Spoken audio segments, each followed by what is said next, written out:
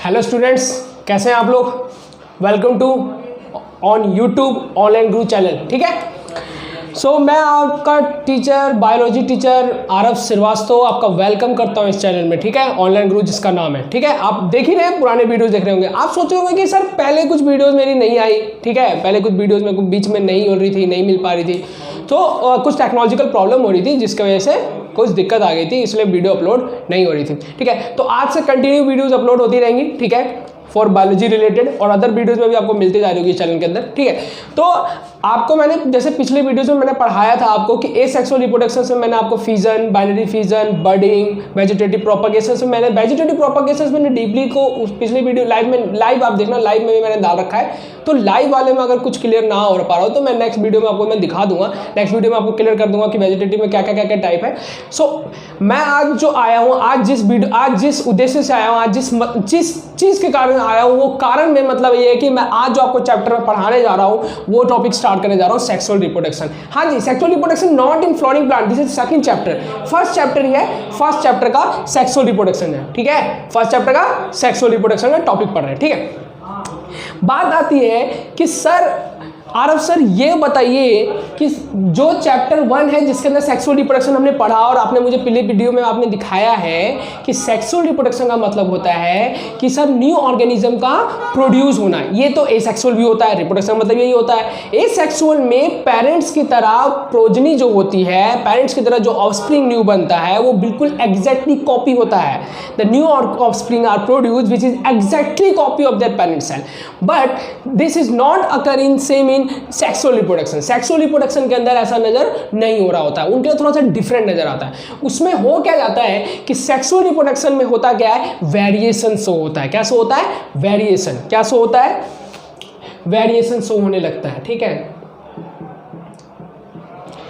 Detail में धीरे धीरे जाएंगे। ठीक है, आज टॉपिक तो वही चलेगा। ठीक है, तो सेक्सुअल रिप्रोडक्शन में मैं आपको पहले बता रहा हूँ, मैं जो वीडियो डाल रहा हूँ आपको ये वीडियो नहीं लगेगी। आपको ऐसा लगेगा कि आप एज अ क्लास के अंदर आप अपने क्लास के अंदर बैठ के पढ़ रहे हो, ऐसा आपको महसूस होगा। ठीक है, जो लाइक से लाइक ज़्यादा करें, कमेंट से कमेंट ज़्यादा करें, शेयर करें। ठीक है, मैं बिल्कुल कॉपी पेन लेके बैठ जाओ, क्योंकि जैसे जैसे क्लास आगे चलती रहेगी, आगे कंटिन्यू आपको नोट्स भी बनते चले जाएंगे। मैं आपको फिर भी बता रहा हूँ कि जो चैप्टर्स मैं आपको पढ़ाने जा रहा हूँ वो आप धीरे धीरे उसके नोट्स को प्रिपेयर करते जाइए। ठीक है, चलिए आते हैं टॉपिक पे। सेक्सुअल रिप्रोडक्शन के अंदर वेरिएशन शो होता है। सेक्सुअल रिप्रोडक्शन का मेन मतलब क्या होता है? The reproduction by which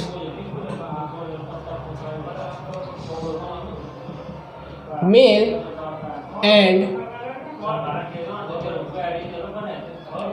female gametes are fused together to form the reproduction by which the male and female gametes are fused together to form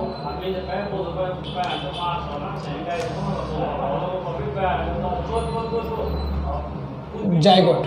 To form zygote. The reproduction by which the male and female gametes are fused together to form zygote.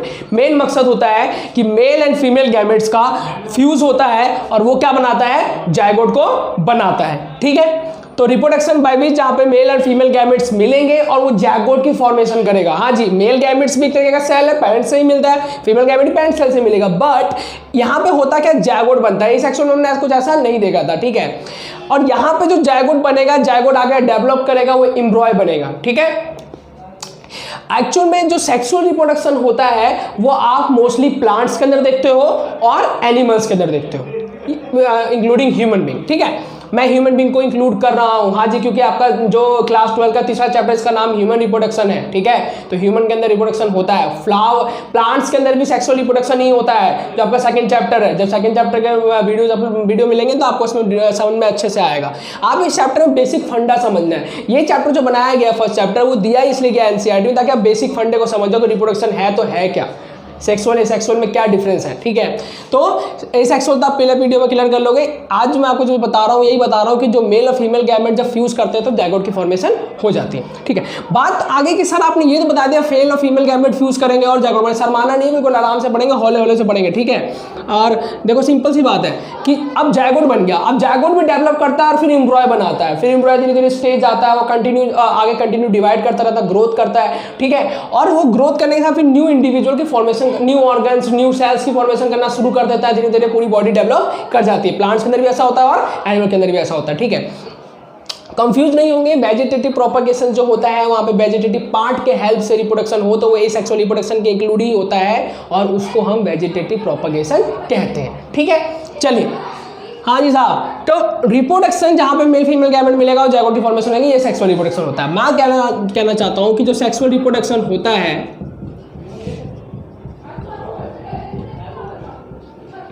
ये दो के अंदर होता है, ठीक है। Plants के अंदर होता है और एनिमल्स के अंदर होता है, ठीक है। ठीक है, ठीक है। चलिए, एनिमल्स, मैं ह्यूमन कर रहा हूँ। आपने ये 11th पढ़ लिया होगा कि एनिमल के अंदर ही ह्यूमन को हम इंक्लूड कर देते हैं, ठीक है। एनिमल किंगडम के अंदर ही ह्यूमन पढ़ता है, मैमलिया, ठीक है। आप 11th के चैप्टर्स के भी में वीडियोस वगैरह मिलेंगे तो आपको डाल लेना, ठीक है। आप उसमें आपको पता है यार 11th 12th में आगे तो 11th के फंडे क्लियर होंगे ही बायो के अंदर, ठीक है।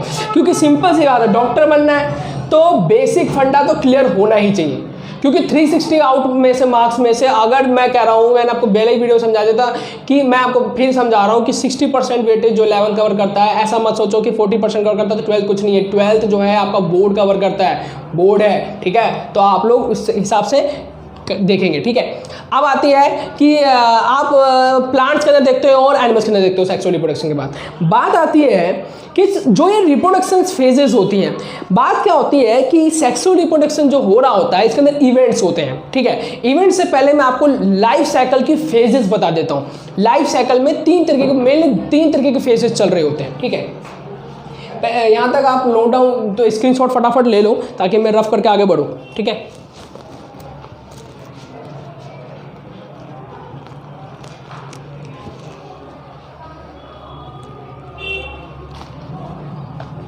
फटाफट उतार लिया, चलो बढ़ते हैं। थोड़ा बोर्ड ऐसा है इसलिए वैसे कोई दिक्कत नहीं है, ठीक है। मैं आपको बता दे रहा हूं कि जो फेज होते हैं, ठीक है, थोड़ा डार्क कर देता हूं मैं ताकि आपको नजर आए, ठीक है। फेजेस ऑफ लाइफ साइकिल, यहाँ लाइफ साइकिल का मतलब है कि लिविंग ऑर्गेनिज्म की लाइफ साइकिल की बात कर रहे हैं, ठीक है। बात क्या आती है, यहाँ पे 3 फेज आ जाते हैं। पहला आता है जुवेनाइल फेज। मैं जब इसको जाऊंगा ना समझाने तो बिल्कुल क्लियर हो जाएगा कि सर आप क्या समझाना चाह रहे हो, ठीक है। जुवेनाइल फेज, अभी तो बेटा ट्रेलर दिखा रहा हूँ, ठीक है, पिक्चर अभी बाकी है। रिप्रोडक्टिव फेज,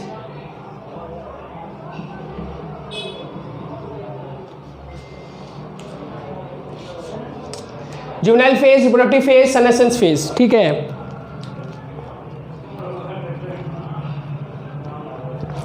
आपकी क्लास 12th में भी ये वाला स्टेज नहीं है तो आप इसको तो नहीं देखें, आप उसको मेनली अभी जुवेनाइल फेज और रिप्रोडक्टिव फेज को देख लें, ठीक है।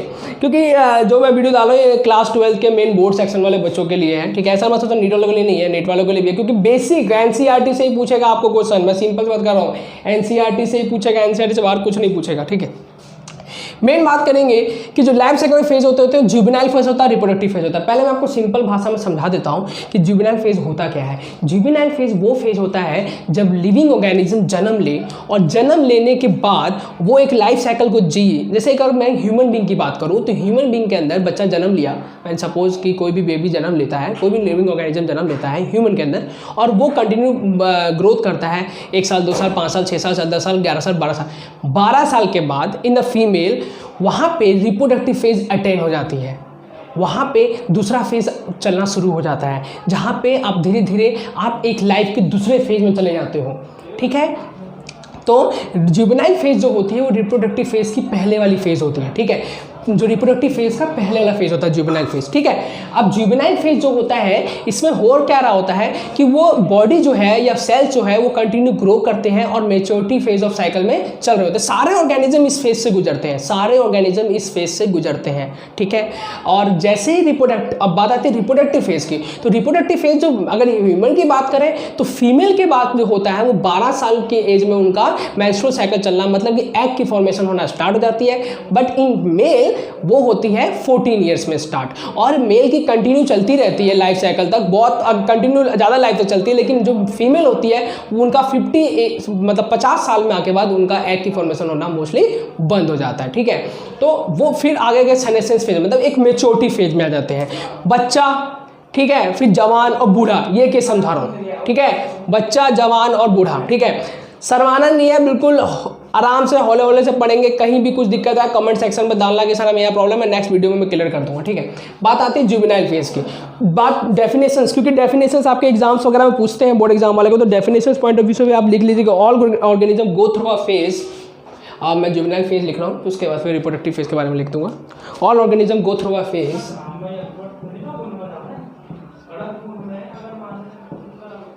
all organisms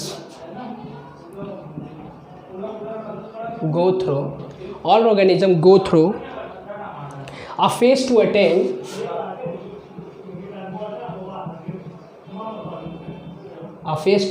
this stage.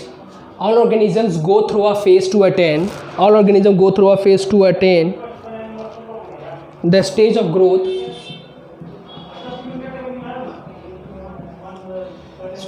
growth, मैं पहले कह रहा हूँ क्लास की तरह लगना चाहिए यार। वीडियो लगेगी तो भी यार मजा ही नहीं आएगा, ऐसे तो पता लाखों करोड़ों यूट्यूब पे वीडियो डालिए, ठीक है। क्लास की तरह लगेगा, मैं पढ़ाऊंगा बिल्कुल क्लास की तरह फील होगा। बात आती है कि all organism go through a phase two attain the stage of growth, वो ग्रोथ की स्टेज को क्या करते हैं, अटेंड करते हैं। ग्रोथ की स्टेज को अटेंड कर लेना सारे ऑर्गेनिज्म का, ठीक है। All organism go through a phase, सारे ऑर्गेनिज्म इस फेज के जरिए गुजरते हैं और वो अटेंड करते हैं, मतलब वो पहुंचते हैं वहां तक, किसके, ग्रोथ के स्टेज तक, and maturity.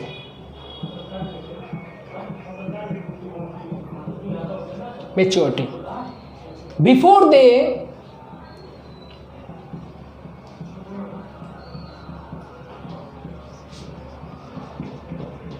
reproduce sexually, SEXUALLY, sexually, ठीक है। कि all organism go through a phase two attain the stage of growth and maturity before they reproduce sexually, ठीक है। क्लियर हो रहा है। तो सारे ऑर्गेनिज्म जिस फेज से गुजरते हैं और जिस फेज से गुजरने के कारण अगर वो ग्रोथ और मेच्योरिटी के स्टेज तक पहुंच जाते हैं, रिप्रोड्यूस सेक्सुअली रिप्रोडक्शन करने से पहले अगर वो जिस स्टेज पे पहुंच जाते हैं ग्रोथ और मेच्योरिटी की, उस ऑर्गेनिज्म या उस फेज को क्या कहते हैं, हम जुवेनाइल फेज कहते हैं, ठीक है। फटाफट इसको नोट डाउन कर लीजिए ताकि मैं रिप्रोडक्टिव फेज को क्लियर करूँ।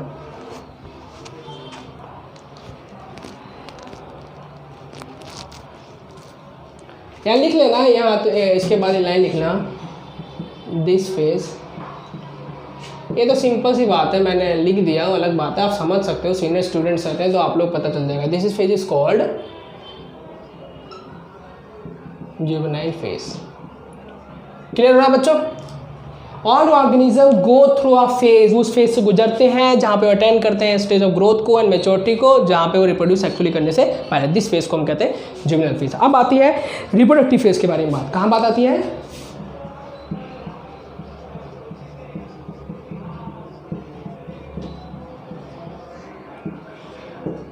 रिप्रोडक्टिव फेज क्या होता है,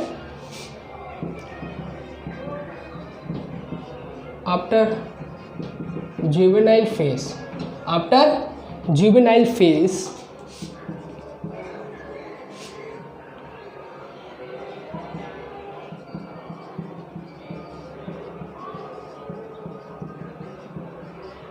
all organisms reproduce सेक्सुअली। हाँ जी आरव सर, आपको, हाँ जी मैं आपको बता रहा हूँ, मैं आपको ऐसे लिखवाता हूँ ताकि आपको इजीली समझ में आए, कॉम्प्लिकेटेड ना लगे।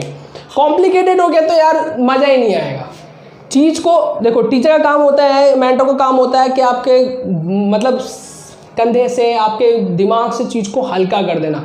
जो चीज़ क्रिटिकल लगने लग जाए, मैं भी पढ़ाऊँ, कहीं और से भी पढ़ो और वो क्रिटिकल लगने तो फायदा नहीं है, ठीक है।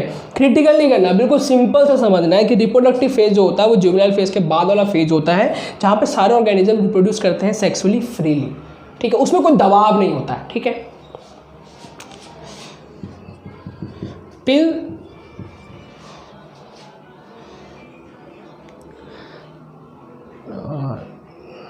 फ्रीली कर लो। यहाँ पे एज की जो बात आएगी वो दो तरीके की आएगी। एक जुवेनाइल फेज होता है, मतलब एक क्या नाम है, एक एक्चुअल में हो क्या रहा होता है कि जुवेनाइल फेज के बाद सारे ऑर्गेनिज्म रिप्रोड्यूस सेक्सुअली फ्रीली करते हैं।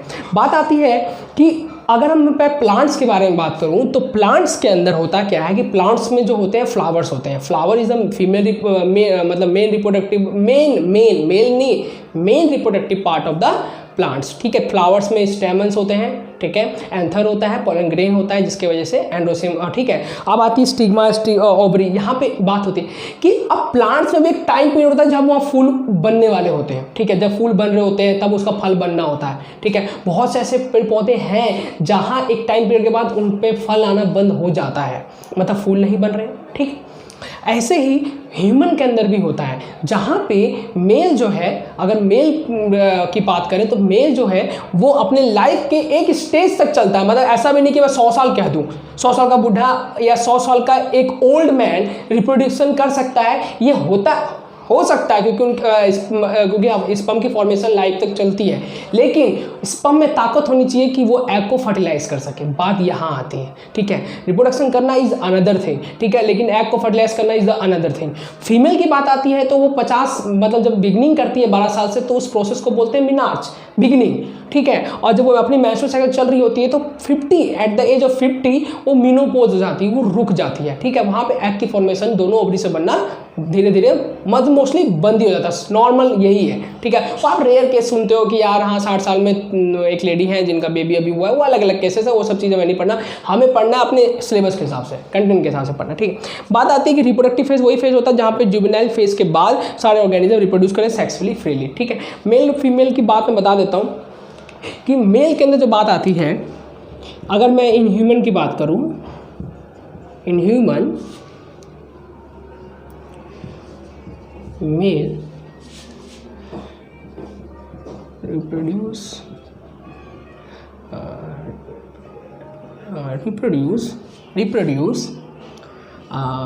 begin 14 से बिगेन करता है मेल, और टिल अब मैं 75 दे रहा हूँ, वैसे आगे बहुत होता है 80-85 जा सकता है, ठीक है। मैंने 75 दे दिया, मैंने दिया, आर सर ने दे दिया, ठीक है। बात आती है फीमेल की। बेटा एक मेंटल लेवल भी होता है, ठीक है। मैं धीरे धीरे समझाऊंगा आपको। बेटा सिंपल सी बात है, देखो डॉक्टर बनना है, ठीक है, तो आप ये चीज़ को समझ के लेके चलो कि आपको ना हर चीज़ को क्लियर होना चाहिए, ठीक है। धीरे धीरे बात है, पहले बेसिक क्लियर होगा तब डेप्थ में जाएंगे। बेसिक ही क्लियर नहीं है, बेसिक फंडा क्लियर नहीं है, 1 कट 2 का पहाड़े नहीं आता तो 18 का पहाड़ा कहाँ से पढ़ लोगे, ठीक है। तो वही बात आती है, आपको बेसिक क्लियर होना चाहिए। मेल रिप्रोड्यूस करता है वो 14 साल से स्टार्ट करता है और 75-80 तक जा सकता है, लेकिन मोस्टली करते हैं क्या 50-55 का कोई नहीं करता। मोस्टली एक जो नॉर्मल रेट है वो मोस्टली मेल नहीं करते, ठीक है।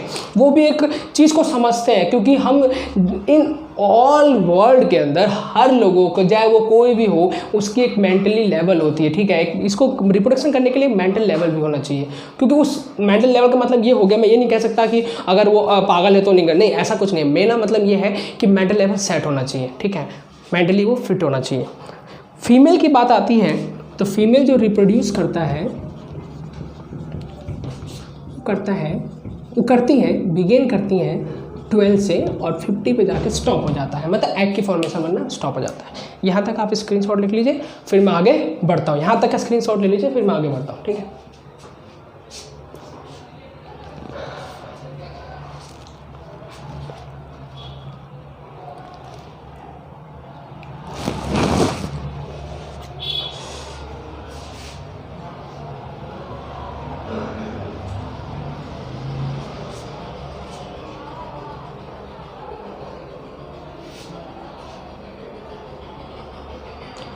ठीक है, यहाँ तक बात आ गई, आगे बढ़ते हैं।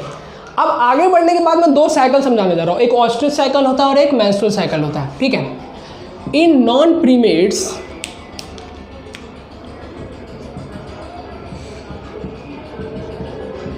प्रीमेट्स जैसे कि काउ, शिप, और बता सकते हो? काउ, शिप होता है, गॉट होता है, ठीक है, काउ शिप कह लो, ठीक है, काउ शिप कह लो, काउ शिप कह लो। सोचा नहीं, चलो कोई बात नहीं, वीडियो देखोगे तो क्या सोचोगे, ऐसे ही देख लो। तो in non primates cow, sheep and dog, तो नॉन प्रीमेट्स में हो क्या रहा होता है कि जो नॉन प्रीमेट्स होते हैं इनका जो फीमेल रिप्रोडक्टिव साइकिल चल रहा होता है उसको बोलते हैं ऑयस्ट्रेज साइकिल। नॉन प्रीमेट्स के उनको जैसे नॉन प्रीमेट्स जो होते हैं उनको हम बोलते हैं क्या नाम है, जैसे कि काउ है, शिप है, डॉग है, तो इसका जो इनमें जो फीमेल रिप्रोडक्टिव साइकिल चल रहा होता है उसको क्या बोलते हैं हम? Oestrous cycle. द फीमेल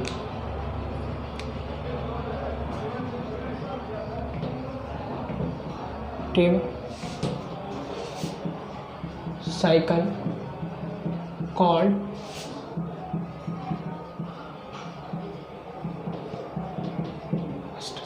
ठीक है।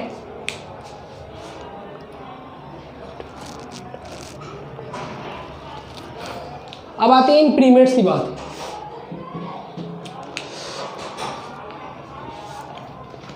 लिख लियो, फटाफट लिखो यार, ठीक है, तब आगे बढ़ते हैं, ठीक है। इन प्रीमेट्स जैसे कि मैं ह्यूमन कहूँ, मंकी कहूँ, एप्स कहूँ, इसके बारे में थोड़ा और डिटेल में भी हम आगे पढ़ेंगे, ठीक है, आगे भी है, ठीक है। In primates human, monkey and apes, the female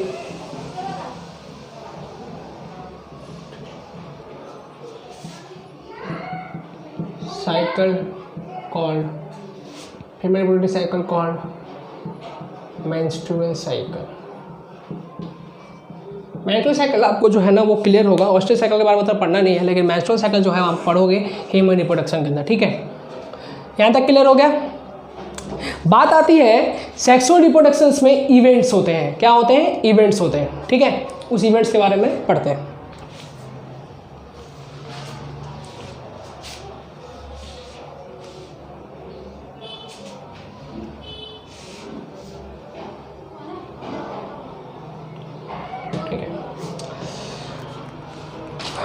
यहाँ तक का क्लियर हो रहा है आपको, ठीक है। तो सेक्सुअल रिप्रोडक्शन जो होता है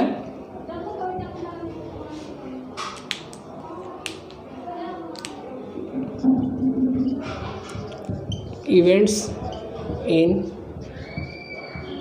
सेक्सुअल रिप्रोडक्शन, ठीक है, इवेंट्स इन सेक्सुअल रिप्रोडक्शन। इसके अंदर जो पहला इवेंट सेक्सुअल रिप्रोडक्शन इवेंट चल रहे होते हैं, प्रोसेस होते हैं, ठीक है, पार्ट होते हैं। इवेंट्स इन सेक्सुअल रिप्रोडक्शन में जो आपका पहला इवेंट होता है उसको बोलते हैं हम प्री फर्टिलाइजेशन। दूसरा आता है, हाँ जी, दूसरा आता है फर्टिलाइजेशन, सिंपल सी बात है यार, फर्टिलाइजेशन, ठीक है। अगला आता है पोस्ट फर्टिलाइजेशन, ठीक है, क्लियर हो गया।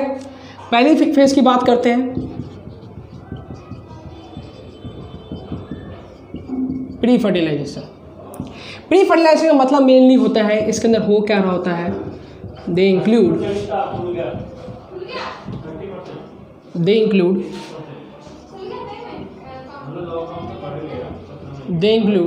Formation of gamete, they include formations of gamete. Formation होती है गैमेट्स की, और गैमेट्स की फॉर्मेशन को कहते हैं हम गैमेटोजेनेसिस, ठीक है। एंड दे ट्रांसफर, गैमेट का बनना, गैमेट्स का बनना, गैमेट्स के अंदर ही पेरेंट्स के कैरेक्टर इन्वॉल्व होते हैं, उसी मतलब कि कहने मतलब यह है कि पेरेंट्स के कैरेक्टर गैमेट्स के जरिए ही जाते हैं, ठीक है। एंड मतलब स्टोर होते हैं, आगे कंटिन्यू जो चलता रहे लाइफ साइकिल उसके लिए गैमेट्स में ही वो स्टोर होते हैं कैरेक्टर, वो आप जेनेटिक्स से पढ़ोगे ज़्यादा अच्छे से, ठीक है। मैं पहले बता रहा हूँ रिप्रोडक्शन और जेनेटिक, अभी मैं फिर से समझा रहा हूँ, फिर से नहीं समझा रहा हूँ मैं, मेरा पहले समझाना है कि जो आपका रिप्रोडक्शन है और आपका जेनेटिक्स आएगा इस क्लास में 12th के अंदर, वो बहुत को रिलेटेड है। तो रिप्रोडक्शन क्लियर होगा तभी आपको जेनेटिक्स समझ में अच्छे से आएगा, तो इसीलिए अच्छे से समझना।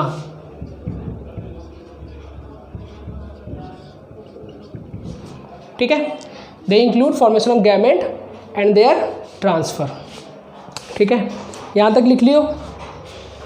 तो हम बात कर रहे हैं कि प्री फर्टिलाइजेशन का मतलब क्या है सर, जो फर्टिलाइजेशन से पहले हो, मतलब कि गैमेट्स अभी फ्यूज ना करें, गैमेट्स आए पर फ्यूज ना करें, फ्यूज कर देंगे तो फर्टिलाइजेशन हो जाएगा। प्री फर्टिलाइजेशन से पहला वाला मतलब दे इंक्लूड फॉर्मेशन ऑफ गैमेट्स का बनना, मेल गैमेट बनना, फीमेल गैमेट बनना, ठीक है, पॉलिन ग्रेन का बनना, ठीक है, वो सब पढ़ेंगे, वो तो हम इवेंट्स में मैं आपको समझाऊंगा। गैमेट्स का बनना और उसका ट्रांसफ़र होना है, गैमेट्स का फॉर्मेशन होता है गैमेटोजेनेसिस प्रोसेस, एंड उसका ट्रांसफ़र होना वो आता है प्री फर्टिलाइजेशन के अंदर। इसके अंदर बहुत सारे इवेंट्स हैं, बहुत सारे इवेंट्स हैं, उसके बारे में हम डिटेल में पढ़ते हैं। ठीक है,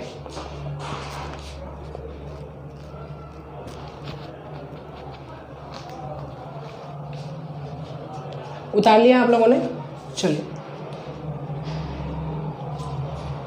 तो आपको लग रहा होगा सर बोर्ड नीचे भर नहीं रहे हो, आगे लिख रहे हो, कोई बात नहीं भाई, हम यहाँ से लिख देते हैं प्री फर्टिलाइजेशन। लिखो दे इंक्लूड, ये डेफिनेशन पॉइंट ऑफ व्यू से, ठीक है, ये आपके पॉइंट्स में इसलिए लिखवा रहा हूँ कि बोर्ड वाले जो बच्चे देख रहे हैं वीडियो को, तो बोर्ड देंगे अगले साल, ठीक है। अब लॉकडाउन चल रहा है, लेकिन देखो लॉकडाउन जो है वो पूरे साल चलेगा ऐसा जरूरी तो नहीं है। इस वीडियो के जरिए मैं ये भी समझा रहा हूँ, पूरे साल चलेगा ये भी ज़रूरी नहीं है, बट हमें सेफ्टी टू सेफ्टी मेंटेन करना है, ठीक है।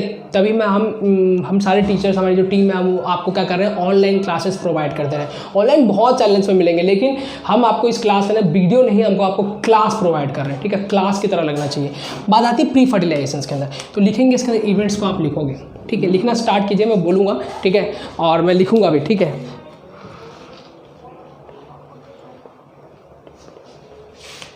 पहला आता है it involve formation of 2 haploid, haploid मतलब N number of cell cycle के अंदर चल रही होती है। It involve formation of 2 haploid gamete, ठीक है। It involve formation of 2 haploid gamete, 2 haploid gamete का बनना, ठीक है। मैं दिख नहीं रहा हूँ लेकिन मेरी आवाज़ आपको सुनाई जरूर दे रही होगी, ठीक है। इट इन्वॉल्व फॉर्मेशन ऑफ 2, देखना जरूरी नहीं है, समझ में आना ज़्यादा जरूरी है। It involve formation of 2 haploid gametes, ठीक है। मैं इस लाइन को ऐसे भी लिख सकता था, आप इस लाइन को अगर मैं कहूँ it involve formation of 2 haploid reproductive units, मैं अगर ऐसा कह दूँ इसको 2 haploid formation of 2 haploid reproductive unit,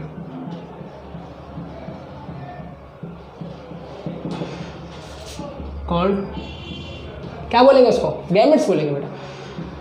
मैंने डायरेक्ट लिख दिया था, और जो सिंपल समझना चाहते हो सिंपल में ये होगा। अगर मैं इसको सिंपल कर दूँ भाषा को, अपनी भाषा को, ठीक है, लैंग्वेज को, it involve formation of 2 haploid reproductive unit called gametes. इसके अंदर फॉर्मेशन होती है 2 हैप्लॉइड रिप्रोडक्टिव यूनिट्स की, जिसको हम क्या कहते हैं, गैमेट्स कहते हैं, ठीक है। क्लियर हो रहा है?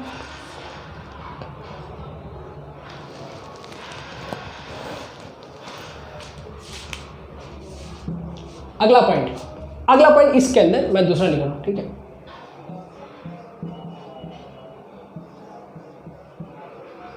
The formation of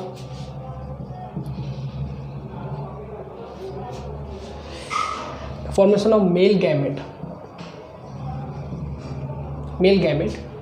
the formation of male gamete और मेल रिप्रोडक्टिव यूनिट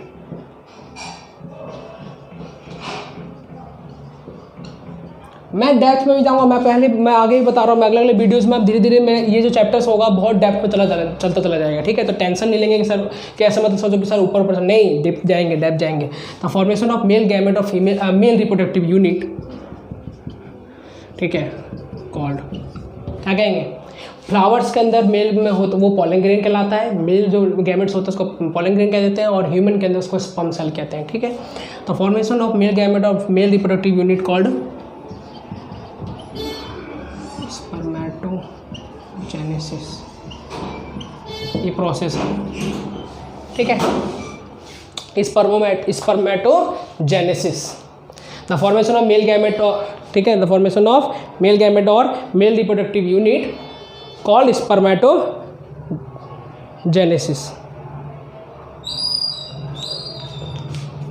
तीसरा पॉइंट,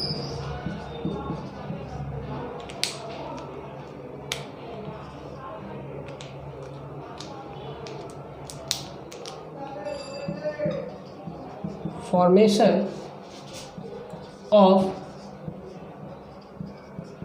female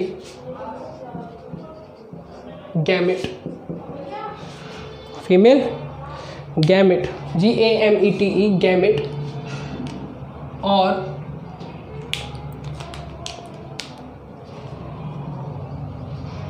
female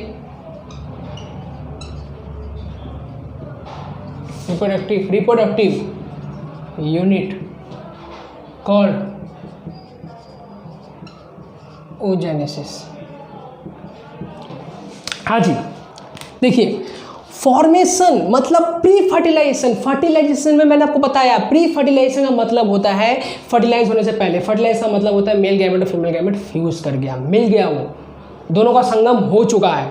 लेकिन संगम से पहले जो दो चीज़ मिलेगी उसका बनना भी तो जरूरी है ना, बनाना बहुत जरूरी है। अगर बनेगा ही नहीं तो बनेगा कैसे, तो उस बनने के प्रोसेस को हम प्री फर्टिलाइजेशन जानते हैं। फर्टिलाइजेशन से पहले वाला इवेंट, पोस्ट है फर्टिलाइजेशन बाद वाला इवेंट, पहले हम पहले वाला पढ़ेंगे। तो it involve formation of 2 haploid reproductive unit called gametes. कहते हैं कि इसके अंदर फॉर्मेशन होना 2 हैप्लॉइड रिप्रोडक्टिव यूनिट का, उसको क्या कहेंगे, गैमेट्स कहेंगे, ठीक है। आगे आती है बात, the formation of male gamete और male reproductive unit called spermatogenesis. उसका क्या कहते हैं, फॉर्मेशन होना मेल गैमेट और मेल रिप्रोडक्टिव यूनिट का, उसको क्या कहते हैं, स्पर्मेटोजेनेसिस। मैं एक बेसिक स्ट्रक्चर दे रहा हूँ, फिर मैं धीरे धीरे डेप्थ में चला जाऊंगा, ठीक है। फॉर्मेशन होना male gamete of male reproductive unit का, उसको कहते हैं स्पर्मेटोजेनेसिस। कहते हैं कि जहाँ पे मेल गैमेट बने और मेल रिप्रोडक्टिव यूनिट का बने, उसको क्या कहते हैं, मेल रिप्रोडक्टिव यूनिट बने और मेल गैमेट की फॉर्मेशन हो, उसको हम स्पर्मेटोजेनेसिस कहते हैं। ह्यूमन के अंदर जो मेल गैमेट बनता है उसको स्पर्म कहते हैं, और फ्लावर के अंदर जो बनता है उसको पॉलन ग्रेन कहते हैं। आप सेकंड चैप्टर थर्ड चैप्टर में बहुत डेप्थ में पढ़ना है। The formation of female gamete और फीमेल रिप्रोडक्टिव यूनिट का बनाया कहलाता है oogenesis कहलाता है, ठीक है। आपको यहाँ तक क्लियर हो चुका होगा, तो फटाफट आप नोट डाउन कर लीजिए, ठीक है।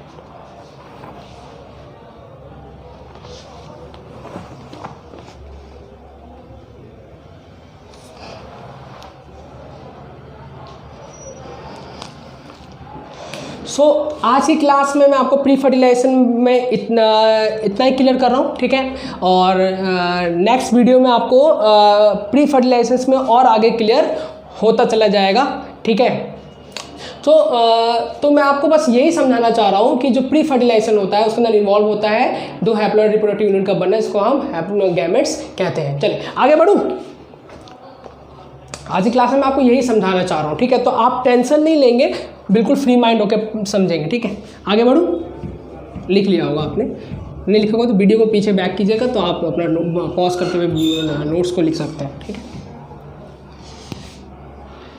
जैसे जैसे होगा, अगर पॉसिबल होगा तो लाइव में भी, चैनल पे आपको लाइव में भी मैं आ जाऊँगा, ठीक है। तीसरा पॉइंट वहाँ तक हुआ था। अब आएगी चौथे पॉइंट की बात। अब बोला कि सर हाँ वो oogenesis था, फीमेल गैमेट का बनना oogenesis कहलाया और मेल गैमेट का बनना स्पर्मेटोजेनेसिस। अब चौथा इवेंट क्या आएगा, बात होगी सर, बोलोगे कि हमारा यहाँ पे बात ये आएगी जो गैमेट्स बनेगा ना, ठीक है, जो गैमेट्स बनेगा हो सकता है कि वो गैमेट्स आपका सिमिलर अपीयरेंस हो, वो एक जैसा नजर आए। हो सकता है जो भी गैमेट्स बने वो एक जैसा नजर आए, तो उसको बोलेंगे आइसोगैमेट, ठीक है। और जो ना बने वो हेट्रोगैमेट, जो मतलब सिमिलर नजर ना अपीयरेंस नजर ना आए वो हेट्रोगैमेट कहलाएगा। मैं उसको लिखवाने जा रहा हूँ, तो लिखो इट इन्वॉल्व द, लिख रहा हूँ, लाइन को लिख रहा हूँ फटाफट, चलिए। Man male and female gamete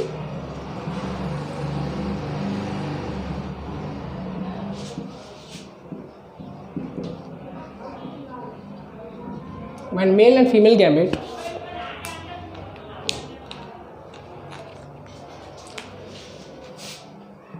are similar in appearance, APPEARANC. When male and female gametes are similar in appearance and marker क्या हो गया भाई, इंक खत्म हो गया क्या?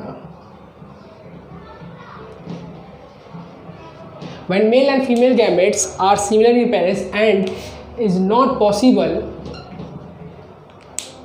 एक सेकेंड स्टूडेंट, मैं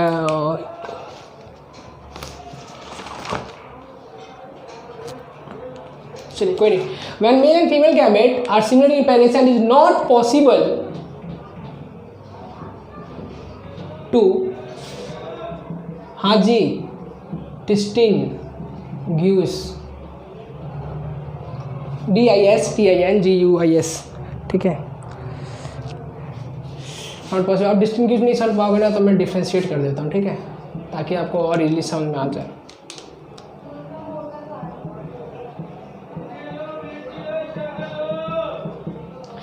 When male and female gamete are similar in appearance and is not possible to differentiate, उसको डिफ्रेंशिएट ना कर पाए हम. क्या ना कर पाए? डिफ्रेंशिएट ना कर पाए. When male and female gamete are similar in appearance and is not possible to differentiate, not possible to differentiate between them,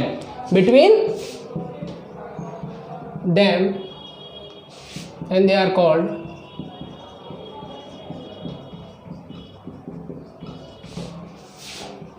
होमोगैमेट्स.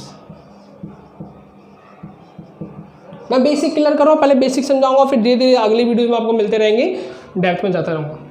Then they are called आइसोगैमेट.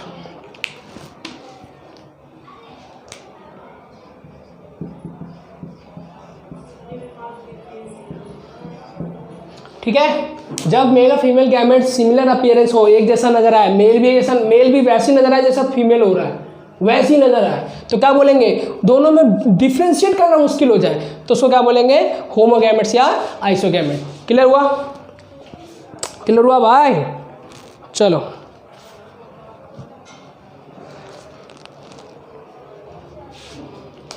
आगे आती है बात 5वें point. When male and female gametes are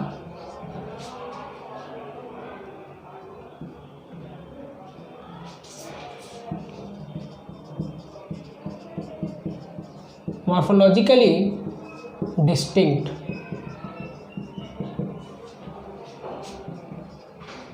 they are called distinct. Marker का बड़ा possible है यार, marker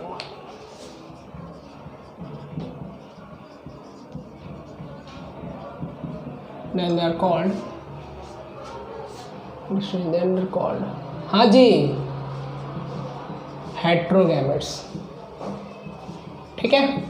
तो मैंने आज की क्लास में आपको यही समझाया कि प्री फर्टिलाइजेशन का मतलब होता है दो हैप्लॉइड रिप्रोडक्टिव यूनिट की फॉर्मेशन करना, जिसको हम गैमेट्स कहते हैं. फिर आपको मैंने समझाया कि मेल गैमेट की फॉर्मेशन को बोलते हैं स्पर्मेटोजेनेसिस, और आपका फीमेल गैमेट की फॉर्मेशन को बोलते हैं oogenesis. फिर कहते हैं मेल और फीमेल गैमेट जो होता है सिमिलर अपीयरेंस आए और पॉसिबल ना हो दोनों को डिफ्रेंशिएट करना, तो उसको बोलते हैं होमोगैमेट या आइसोगैमेट्स.